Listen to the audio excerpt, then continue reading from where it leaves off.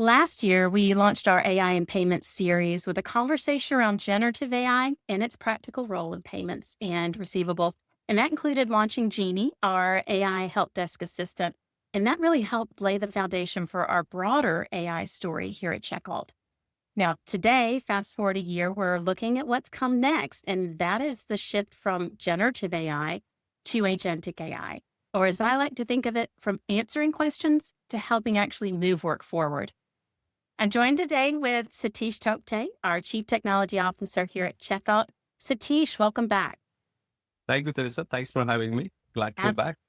Absolutely. So, Satish, last year we had a lot of dialogue around generative AI, Gen AI, and what that means in payments. And as you look at where we are today, what has changed over the past year? And how do you think about AI's role now here at CheckAlt?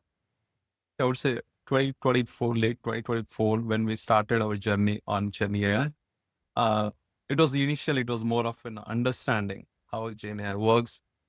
We were also trying to leverage it from the organization perspective more than payments and receivables.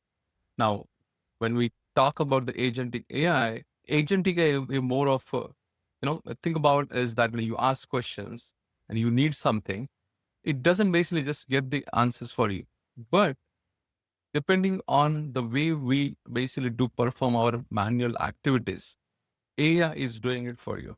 It's basically have a brain intelligence behind it, make decisions on your behalf and perform those actions. Excellent. And so fast forward to today, and everyone's talking agentic AI now.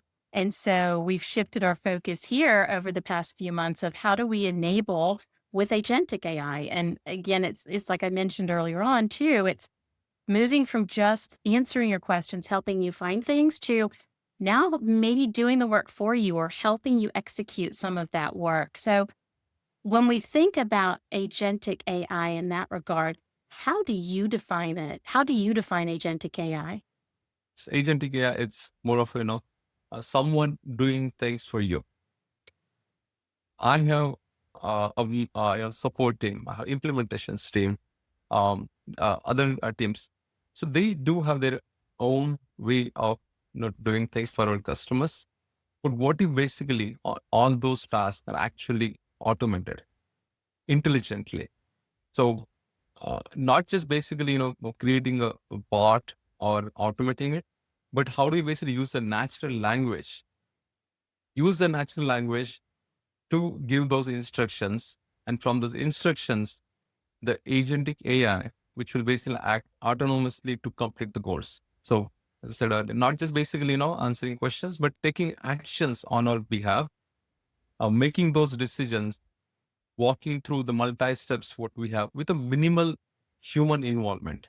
There will be some human in the loop, but kind of how do we basically minimize that over the period of time? Excellent. Now, we talked the other day about how we're actually already deploying some of that agentic AI goodness. Tell me more about that and give me a little insight into how we're already using it today. Yeah, absolutely. So let's consider. I would like to mimic your access to someone on your team. Now you basically need to know that person, then go to a particular screen, enter the details over there, select which one you would like to do, and then perform those tasks. Instead, the chatbot, open a chatbot, and it's like your assistant. And you say that, I would like to mimic my access to this person. And if there are multiple person, it will basically ask, who basically you would like? Okay. Then what access you would like to give? Is it only the read only, modify, delete, view, those kind of access. And then you say, okay, you select. And so it's a more of a, conversation, what you are having, Mhm. while you basically are, working on some other things, which is going to be the case, ongoing basis. And you ask questions, you perform the task over there, instead of basically going from one application to other. Excellent. So, if I'm understanding correctly, tasks that I would normally go in to say, I need to give John user permissions that mirror mine. Instead of having to go to those screens and check off the boxes, I can say, hey, Jeannie, I need to have John's access mirror mine.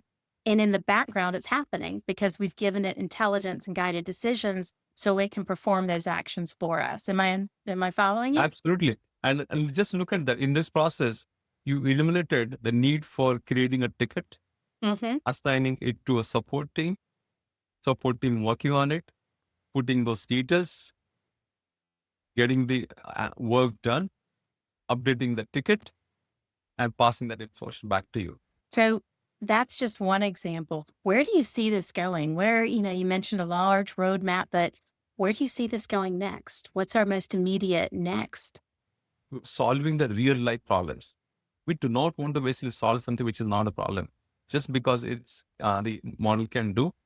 That's not our intent. So intent is wherever we can minimize the cycle, increase our support to our clients, minimize implementation timeline. There are plenty of other things which I see, in terms of the exception management, wherein there's a good need of optimized OCR. So we are looking at that, and at the same time minimizing the need of a data entry.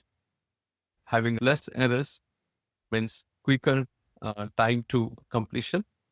Over the past year, we've talked about how fast our onboarding is and how we've automated it and really made it self-service for our channel partners, our banks and financial institutions and credit unions to turn on or onboard their sub-merchant accounts much more quickly. They can do it themselves and get things started. With Agentic AI, though, it sounds like we'll be able to type, I want to onboard XYZ bakery, and it'll pull from the known information and go ahead and do a lot of that for us, where we're not having to, or the client's not having to manually type in all of those key elements. Am I hearing that right? Well, absolutely. Earlier we talked about, giving access from one user to other user. Guess what? The moment they have a next log box or merchant having similar features, just say that, hey, can I mimic the access of this or the configuration of a particular merchant to new merchant with a new name and configurations? But it will pull all that, and you can say that, okay, this check, yes, do not give this. And it basically populates that for your new log box. So look at the time saving over there.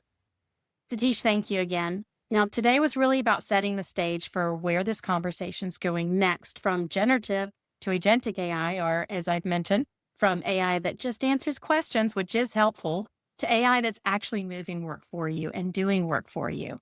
So in upcoming conversations, we're going to dig deeper with Satish and see what that looks like in real payments and receivables workflows.